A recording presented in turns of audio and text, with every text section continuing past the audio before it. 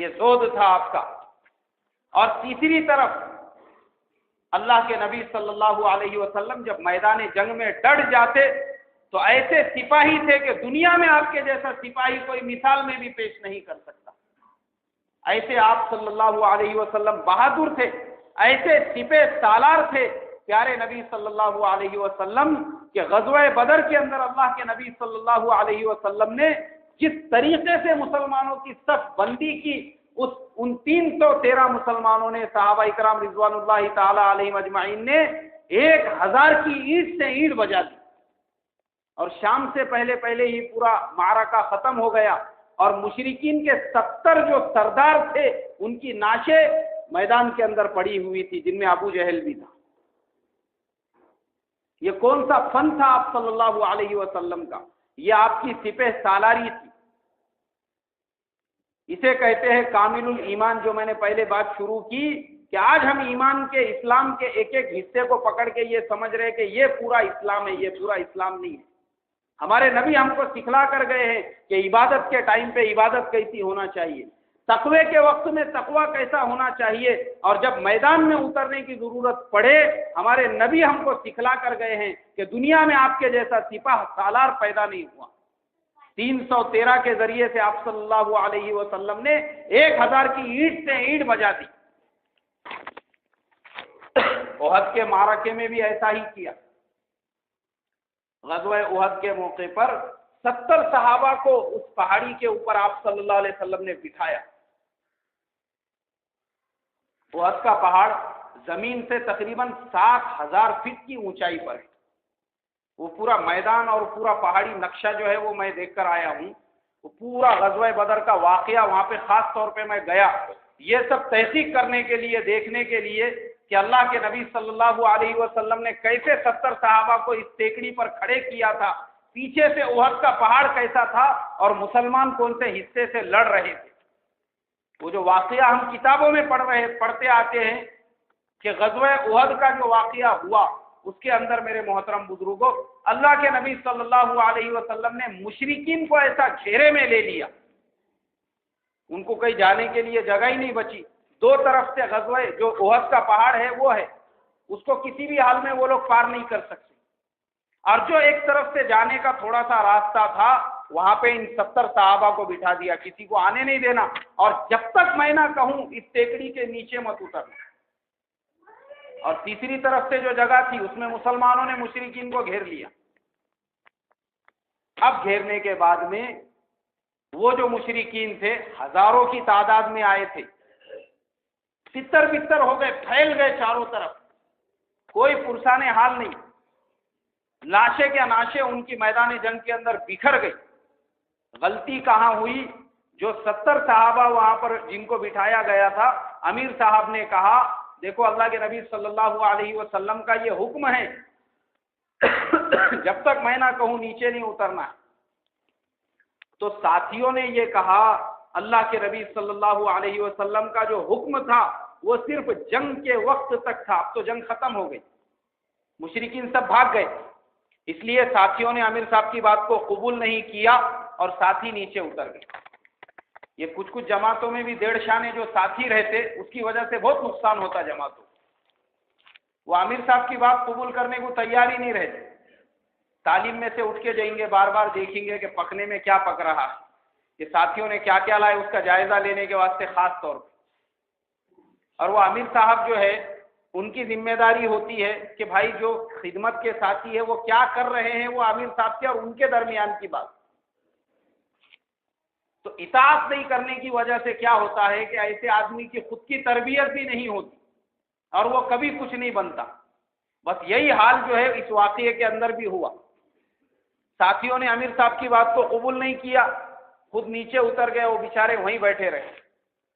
اب اس کے بعد میرے محترم بزرگوں حضرت خالد ابن ولید رضی اللہ تعالیٰ عنہ، یہ اس جنگ کے اندر مشرکین کی طرف سے تھے، مشرکین کی سائڈ سے حضرت خالد ابن ولید تھے، مسلمان نہیں ہوئے تھے۔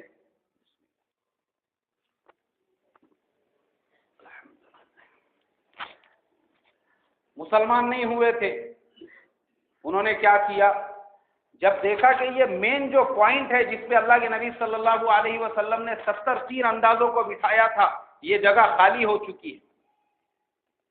احد کے پہاڑ کا وہ جو 5 کلومیٹر کا پورا ایریا ہے، پورا لمبا چکر مار کے وہ تیکڑی کے اوپر سے انہوں نے آ کے مسلمانوں پہ حملہ کر دیا۔ اور اب جب مسلمانوں کے اوپر حملہ کیا، کیونکہ وہ جو تیکڑی جس پہ 70 صحابہ تھے وہ تو نیچے آ گئے، جب مسلمانوں پر حملہ کیا اب مسلمان بیچ میں نرغے میں آ گئے۔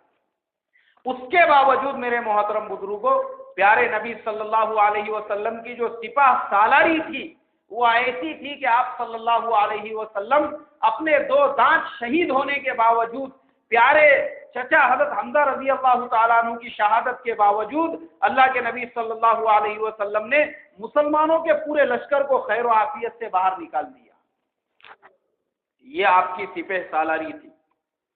خندق کا موقع آیا، مشرکین نے یونائٹڈ فرنٹ بنایا، تیسرا محاذ، تیسری اگاڑی جس کو بولیں گے۔ کیا کرنا ہے؟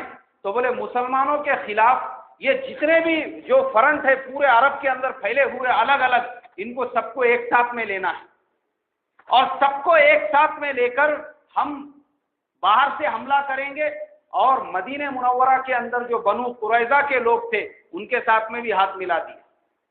تم مسلمانوں کو اندر سے نقصان پہنچانا، ہم باہر سے حملہ کریں گے، باہر اندر ملا کے یہ جو مٹھی بھر مسلمان ہیں ان کو ختم ہی کرنا ہے، نیست و نابود کر دینا ہے۔ اور یہ جو یونائٹڈ فرنٹ تھا، جو تیسری اگاڑی تھی، اس کی شروعات بنو قریظہ کا جو سردار تھا اس سے ہوئی۔ اس نے کیا کیا؟ مکہ جا کر مشرکین کو، ابو سفیان کو، سب کو جمع کیا اور کہا اطراف کے سارے قبیلوں کو بلاؤ، سارے سرداروں کی میٹنگ لو، اور سب کو جمع کرنے کے بعد میں باضابطہ اس کے لیے چندہ جمع کیا گیا، پورا پلان بنایا گیا، اور وہ سب ہونے کے بعد مسلمانوں کے خلاف لشکر روانہ ہو گیا مکہ سے۔ مکہ مکرمہ سے جو لشکر روانہ ہوا، جتنے بھی اطراف کے قبیلے تھے وہ آ کر اس میں شامل ہوتے گئے اور ان کی جماعت بڑھتی گئی۔ اور ادھر بنو قریظہ اللہ کے نبی صلی اللہ علیہ وسلم کے ساتھ میں معاہدہ کیا تھا کہ مدینے پر جب بھی باہر والے حملہ کریں گے، ہم اور آپ مل کر، سب مل کر ان کا مقابلہ کریں گے۔ وہ تو اللہ کے نبی تھے، اللہ تبارک و تعالیٰ نے وحی کے ذریعے سے اطلاع دے دی مدینے پر بہت بڑا حملہ ہونے والا ہے۔ 20,000 کا لشکر لے کے ابو سفیان روانہ ہو چکا تھا۔